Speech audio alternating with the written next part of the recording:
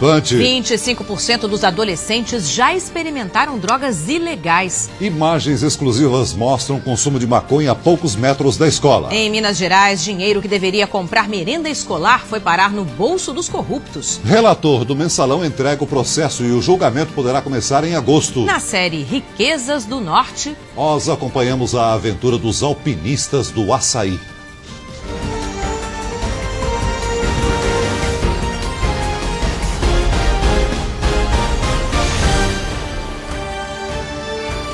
Boa noite. Nós iniciamos com um alerta, o crescimento do consumo de drogas por crianças e adolescentes. A gente já sabe, mas dessa vez a gente filmou. Os nossos repórteres gravaram bem pertinho de escolas de São Paulo imagens muito preocupantes. São cenas que se repetem no dia a dia, angustiam as famílias e desafiam as autoridades. Durante o dia, a menos de uma quadra da escola, o que os adolescentes têm em mãos é um cigarro de maconha. O grupo fuma tranquilamente, nem se importa com quem passa. Não é uma cena rara. Em outro dia de gravação, mais um grupo. O jovem prepara a droga e divide com os amigos. Este outro ainda usa uma tesoura do material escolar para cortar a ponta do cigarro de maconha. Agora a situação se repete, mas em outro bairro de São Paulo. E numa praça, também ao lado de uma escola. A quantidade de fumaça chama a atenção. Quem fuma são crianças em cima de uma árvore, indiferentes ao movimento de mães com filhos pequenos ali embaixo. Minutos depois, eles descem para brincar no parquinho. A turma aumenta e faz ainda mais bagunça. O uso de drogas por estudantes brasileiros a partir dos 10 anos de idade foi investigado numa pesquisa da Universidade Federal de São Paulo. 1 de cada 4 alunos revelou já ter experimentado alguma droga ilegal, como maconha, cocaína, lança-perfume. Você não sabe, né? Você deixa seus filhos, às vezes você não sabe se quem está por perto, né? Maior ainda é o uso de cigarros ou álcool, por mais da metade dos jovens ouvidos no levantamento. Foi também o que flagramos numa das praças. A garrafa de vinho passa de mão em mão. A conclusão do estudo que mais preocupa os pesquisadores é sobre a quantidade de bebidas alcoólicas consumidas pelos jovens. 3 de cada 10 entrevistados admitiram que haviam recentemente, pelo menos uma vez, bebido até ficarem embriagados. A gente tem uma quantidade grande de adolescentes que está bebendo até cair. Os pais devem ficar atentos. As farras da juventude podem atrapalhar o futuro. Esse comportamento que parece um comportamento esporádico, que parece uma coisa que vai passar, não passa. E esse jovem, ele mantém esse padrão de consumo abusivo que se transforma em uma dependência na fase adulta. Pai e mãe de olho, hein? E olha, se você está cansado dos arrastões em São Paulo, ainda não viu nada, surgiu uma nova modalidade de arrastão.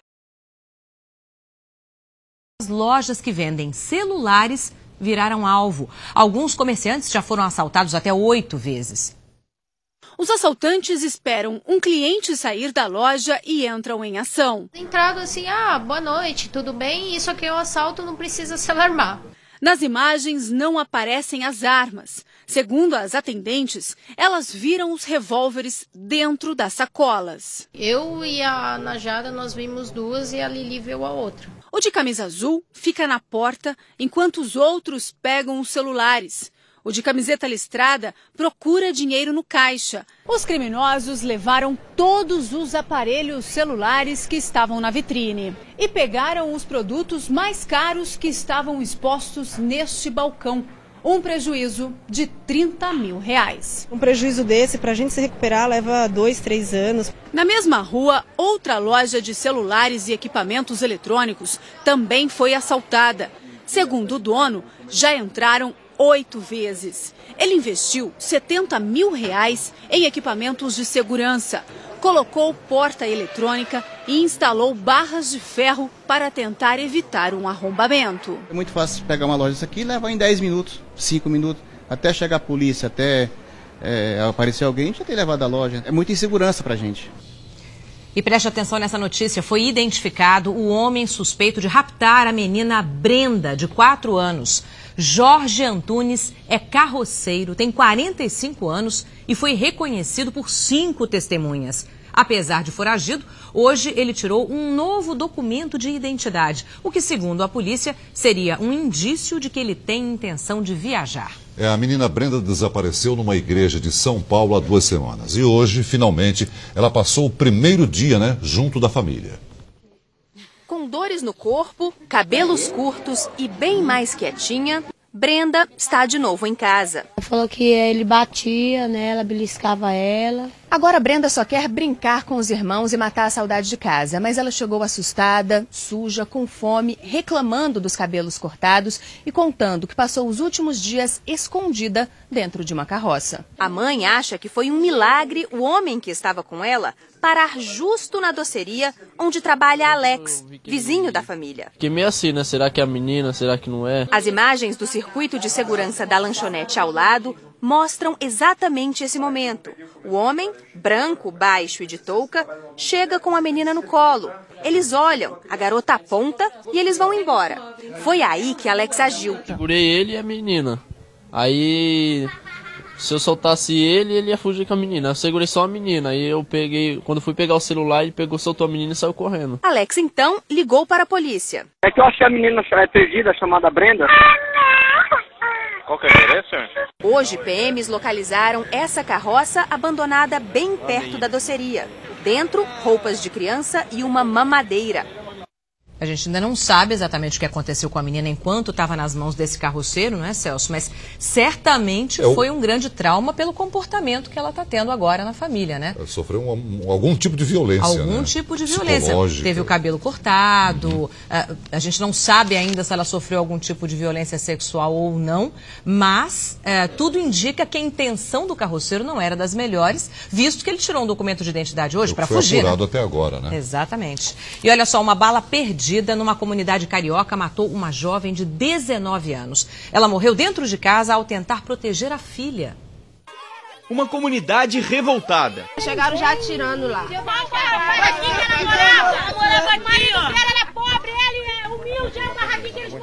No barraco de madeira de 4 metros quadrados, estavam Rosileia de Oliveira e mais 4 crianças. Quando ouviu tiros, ela usou o corpo para proteger a filha de 1 ano e meio. A menina morreu com a criança no colo. Rosileia tinha 19 anos. Nasceu e foi criada no Chapadão, subúrbio do Rio. A polícia subiu o morro em busca de drogas, armas e de um traficante conhecido como Nando Bacalhau. Ele não foi encontrado, mas a bala perdida provocou a tragédia. Vai crescer sem mãe a garotinha, a Cauane. Investigadores já recolheram os fuzis dos 2 policiais militares que foram os primeiros a chegar ao local do confronto. Em 15 dias, o laudo da perícia deve indicar de onde partiu o tiro que matou a jovem Rosileia. A PM mantém a versão de que ela foi atingida pelos criminosos. Cauane Vitória foi ferida por estilhaços da bala que matou a mãe. Eles não respeitaram minha filha. Gente, minha filha não merece isso, moço. Não merece. Eu quero justiça.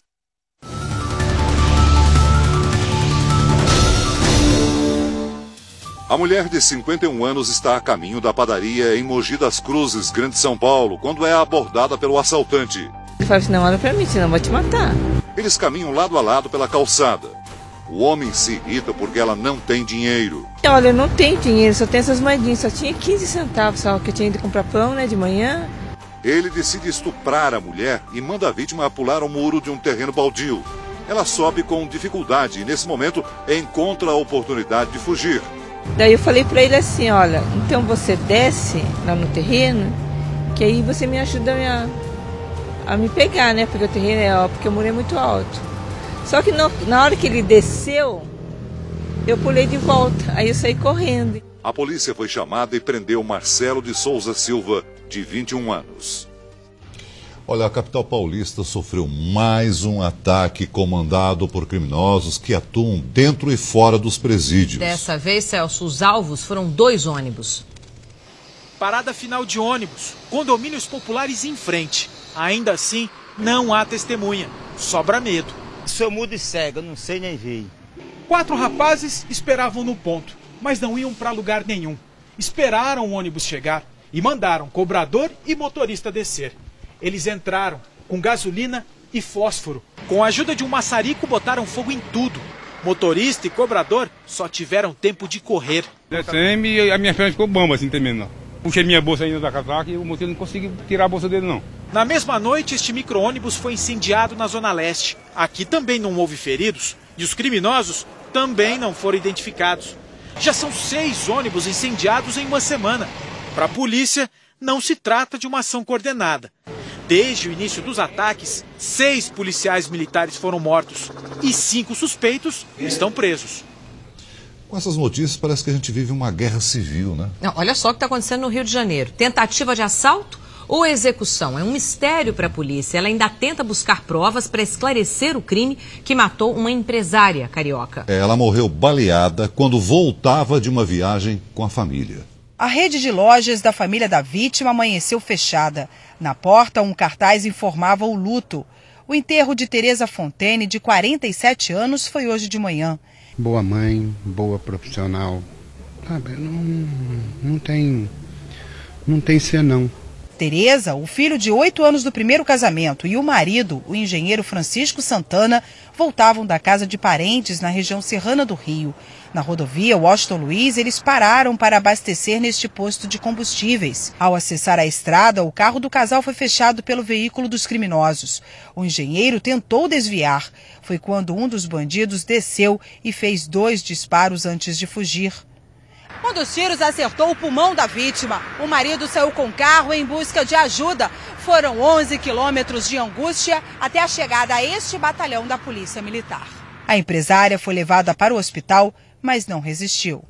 Eu espero agora que haja polícia, haja proteção para todas as pessoas que descem a serra, que passem por Caxias, que dali é uma região completamente despoliciada, não existe proteção. Olha, pelo celular, o proprietário recebeu o aviso de que os assaltantes haviam invadido a casa dele. Ele então avisou a polícia e os bandidos foram presos. Adriano é precavido. A casa dele tem cerca elétrica e vários dispositivos modernos de segurança. Sensores e câmeras espalhados pela casa podem revelar um começo de incêndio ou a presença de gente estranha. Todo o sistema custou menos de R$2.000. As câmeras que o Adriano instalou em casa podem transmitir imagens ao vivo para qualquer lugar do mundo via internet e podem ser vistas em qualquer computador. E foi pelo celular que ele descobriu que a casa dele estava sendo assaltada. Quando é violado qualquer parte da casa que tem os sensores, o alarme usa o seu chip GSM e liga para o meu celular. As imagens mostravam 2 bandidos entrando pelo portão. Eles estavam com uma caminhonete para roubar o máximo possível. Com o mesmo celular, Adriano ligou para a polícia. Menos de 3 minutos eles estavam próximos. Um dos bandidos se rendeu. O outro tentou pular o muro, mas foi capturado. Os 2 estão presos e o dono da casa não perdeu nada. Mas é uma pena que a gente precise de tanta coisa para ter segurança, né? E olha só, a gente falou de drogas perto das escolas, agora veja a que ponto pode chegar a violência dentro das escolas. Para se vingar das colegas que batiam nela, uma menina de apenas 9 anos escondeu na bolsa um facão de cozinha. Língua portuguesa B, matemática A. Andréia mostra com orgulho as notas da filha. Sempre pego no pé dela e falo para ela que o estudo é importante, tem que estudar. Mas o comportamento da menina, que sempre foi motivo de muitos elogios, mudou. Ela veio para a aula aqui nessa escola trazendo uma faca na mochila e foi denunciada por outra aluna. Na diretoria, disse que queria se defender porque não aguentava mais apanhar e ser humilhada por 2 colegas. Segundo ela, as agressões eram constantes. Eu queria só me proteger com a faca para elas parar, só queria me proteger.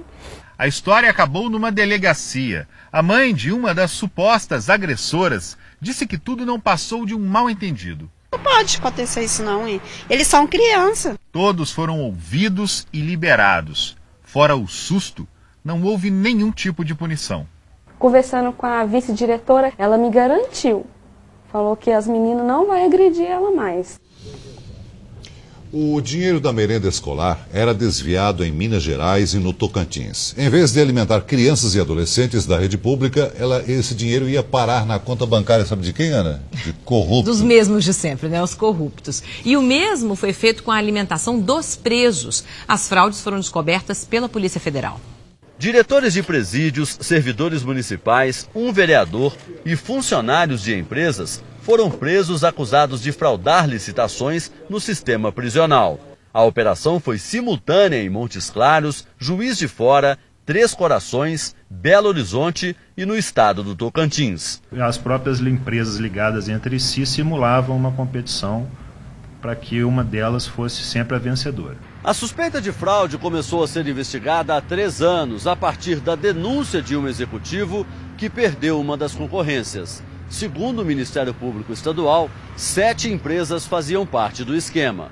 Uma delas pertence a Alvimar Perrella, ex-presidente do Cruzeiro, irmão do senador Zezé Perrella e também sócio do atual vice-presidente do clube, José Maria Fialho. A empresa da qual ele é sócio é a grande, vamos dizer, favorecida de todo o esquema. Dos 160 milhões de reais encaminhados à alimentação nos presídios, pelo menos 55 teriam sido desviados. Há quase 2 semanas, o frigorífico da família Perrella, de onde sai parte da comida dos presos, também foi investigado. Segundo a denúncia, a carne era adulterada. Água e colágeno eram usados para aumentar o peso em 20%. Em Montes Claros, a fraude seria de 7 milhões de reais, dinheiro que deveria ir para a merenda escolar. Na água dos rios, nas profundezas das minas e na copa das árvores. Os tesouros do norte brasileiro estão onde você procurar. E um exemplo, Celso, é aquela frutinha bem pequenininha, o açaí, mas que faz um sucesso gigantesco. Até no Japão, as vendas não param de crescer. Na reportagem de hoje, Luiz Carlos Azenha e Gilson Dias mostram a viagem do açaí, do alto da palmeira até a nossa tigela.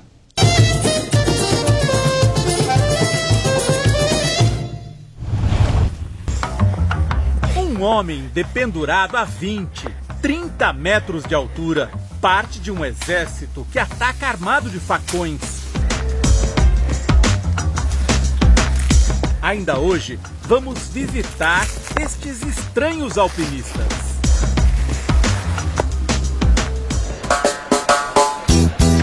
Madrugada em Ver o Peso.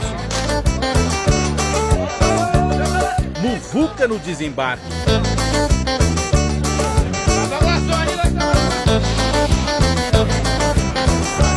Aqui é a 7ª maravilha do mundo. É, isso é que gira a economia. No formigueiro humano, gangue é o nome que se dá à turma que descarrega os barcos no mercado de Belém. Este chegou do interior com os porões abarrotados.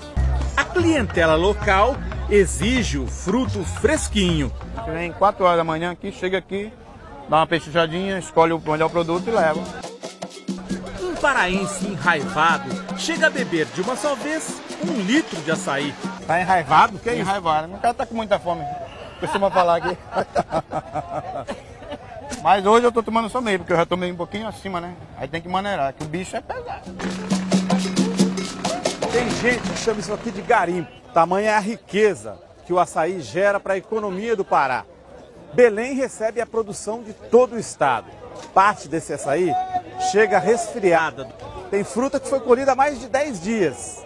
Faz toda a viagem até desembarcar aqui. Mesmo na entre-safra, a indústria não para. A polpa congelada do açaí segue para o sudeste do Brasil ou para os Estados Unidos. É a primeira vez que um fruto da Amazônia sustenta uma indústria local. Rapaz, essas frutas do Pará vão dar muito dinheiro, hein?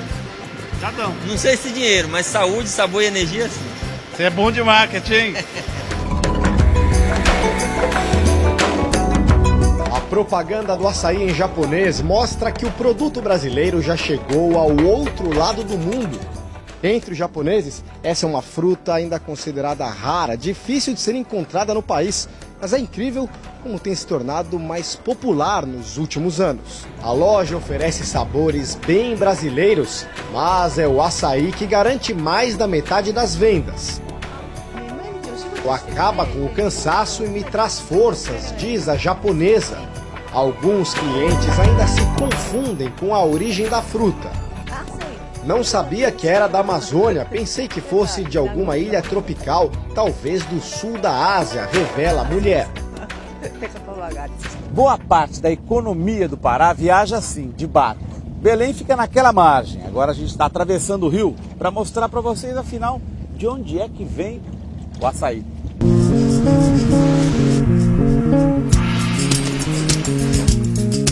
Se alguém disser para vocês que a vida de quem depende do extrativismo é mole, não acreditem não, viu? Agora os dois irmãos estão correndo aqui pela floresta atrás de um açaiceiro.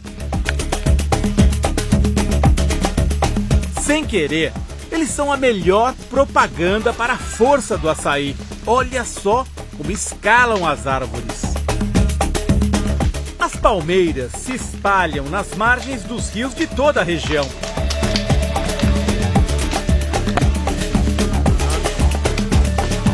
Flávio já despencou lá de cima 3 vezes, mas quase perdeu a perna, foi por causa de um espinho. Quase perco a perna. Isso foi o espinho do mato? É, espinho, tirando o açaí. O maior risco é o das surucucus, que se escondem no pé das palmeiras. O surucucu mordeu o rapaz aqui na Ilha do Combu. Matou. Não deu tempo de chegar no hospital. O retorno financeiro também é maior. Os irmãos colhem o chamado açaí das 9 horas. Fresquinho para o almoço dos belenenses. Como este aí, que desce o rio a caminho do mercado Ver o Peso.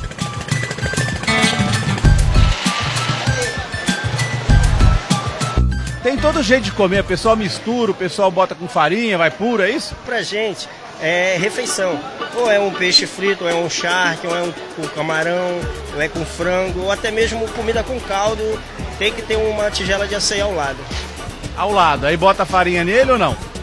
É, coloca farinha. Quando o pessoal lá do sul come açaí com granola de sobremesa, dá um arrepio no paraense? Dá uma tristeza. Tá estragando, né, o açaí. Mas o mais delicioso nessa história é saber que o tão cobiçado açaí já foi fruto de segunda classe, desprezado por nobres que viviam no Pará como se estivessem na Europa. Aqui no paraense ele foi acostumado, ele foi criado tomando açaí in natura.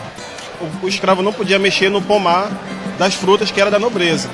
Então ele dependia da fruta que a natureza servia. O açaí, a abundância na nossa região, ele servia somente do açaí.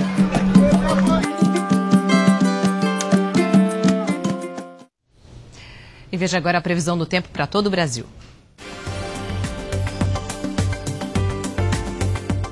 A quarta-feira será de sol em quase todo o Brasil. As manhãs serão frias e as tardes abafadas. Nas regiões norte e nordeste, a previsão é de mais chuvas fortes. Em Maceió, um temporal causou transtornos a moradores e motoristas. Ruas ficaram alagadas e casas foram destruídas. E as imagens de satélites de hoje mostram muita nebulosidade aqui sobre os estados da região norte.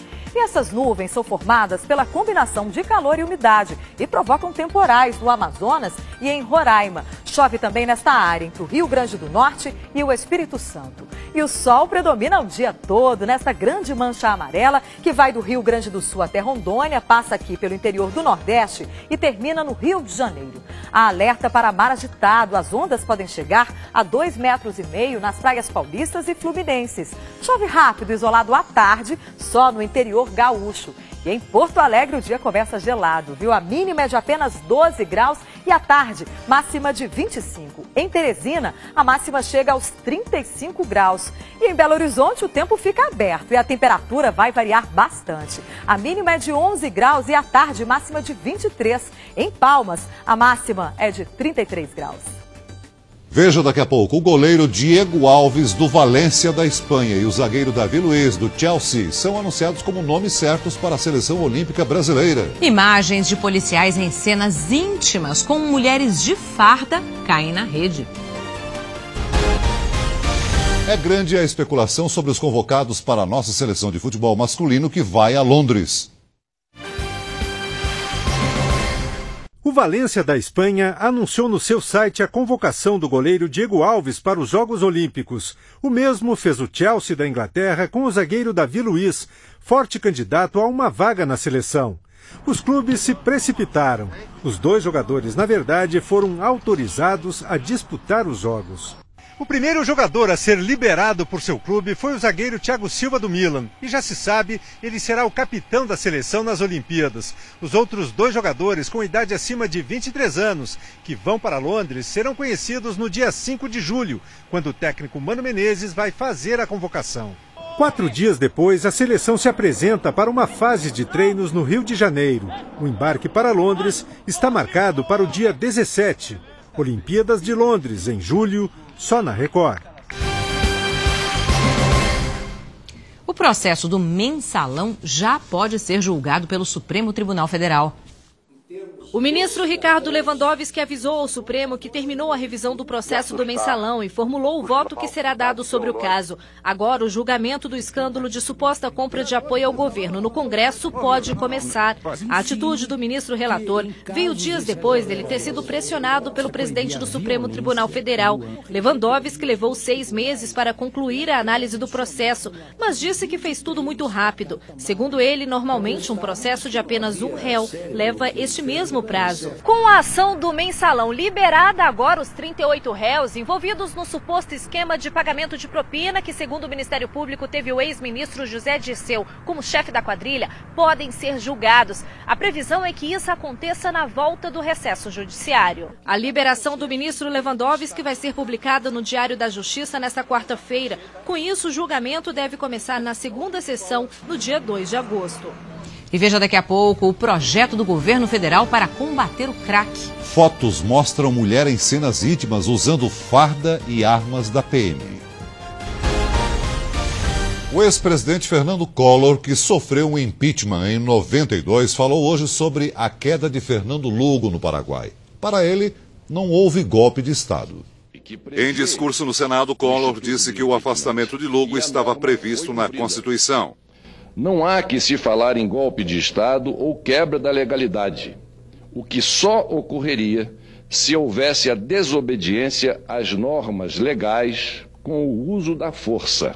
Hoje, o novo presidente paraguaio citou o impeachment de Collor para justificar a sua chegada ao poder.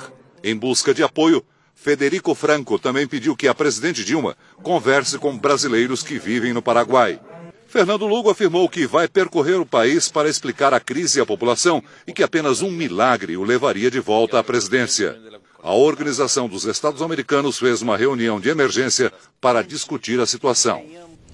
Se os dependentes de crack não vão aos centros de tratamento, os profissionais de saúde vão até os dependentes. Esse é o princípio de um novo projeto de combate à droga. 3 anos usando crack, o suficiente para destruir a vida deste rapaz. Eu perdi a minha adolescência todinha por causa das drogas, por causa do crime. E eu fiz muitas pessoas sofrer por causa de mim. Hoje, ele está numa clínica de recuperação. Se você não estivesse aqui hoje, estaria onde? Ou eu estaria usando neste momento, ou eu estaria preso ou então morto. Mas o tratamento para usuários de crack ainda é um desafio.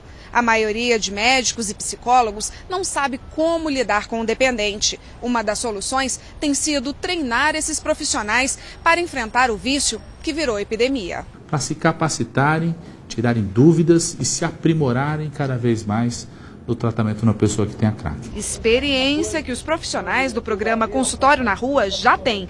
Em São Bernardo do Campo, na Grande São Paulo, essa van percorre a cidade oferecendo ajuda. O senhor está no lugar que está úmido, o ideal seria o senhor ir junto com a gente e ir para um albergue. Eu aceito sim. Um trabalho de formiguinha, já que a abordagem é feita aos poucos. Com o tempo, torna-se um vínculo. E aí que a gente tira a carta da manga, que é a oferta do tratamento.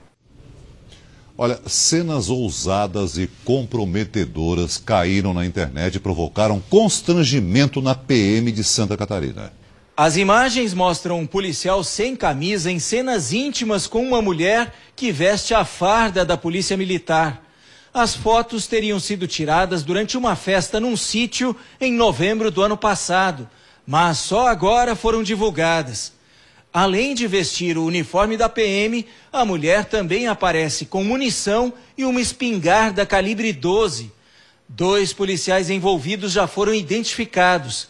Eles trabalham em Videira, no interior de Santa Catarina. O comando do batalhão determinou a abertura de um inquérito policial militar para apurar o caso. O uso indevido do uniforme é crime previsto no Código Penal Militar, com pena de até 6 meses de detenção.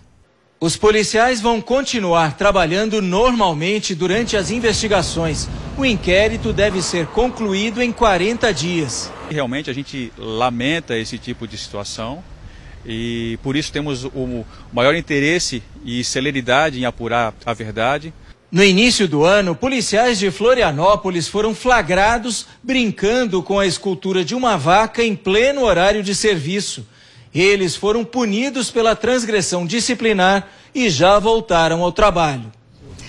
E esse não é o primeiro caso de policiais envolvidos em escândalos sexuais, não. Em 2008, PMs de Goiânia também tiveram imagens com uma mulher nua divulgadas na internet. As fotos foram tiradas na periferia da cidade. A mulher seminua aparece ao lado do carro da polícia em poses sensuais, mais do que sensuais isso aí, né? E os dois policiais chegam a simular uma revista em uma das fotos, essa que você vê agora. As imagens, claro, revoltaram os moradores de Goiânia.